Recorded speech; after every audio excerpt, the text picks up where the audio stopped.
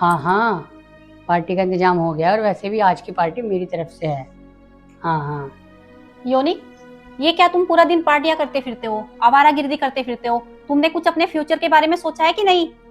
दीदी तुम ज्यादा माँ बनने की कोशिश तो मत करो। और मुझे सब पता है मुझे अपनी जिंदगी में क्या करना है और क्या नहीं करना है।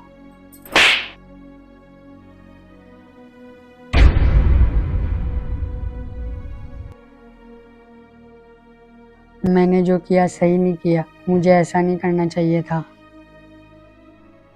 मैंने जो किया सही नहीं किया। अरे भाई, ये तू क्या कर रहा है? पागल हो गया क्या? मैं उस भाई को सजा दे रहा हूँ जिसने अपनी माँ जैसी बहन पर हाथ उठाया। बहन मैं बहुत बुरा हूँ, भगवान ऐसा भाई किसी को ना दे। नहीं नहीं भाई, तू ऐसी बात मत कर। मुझे ना बहुत खुशी है कि तुझे टाइम रहते अपनी गलती का एहसास हो गया।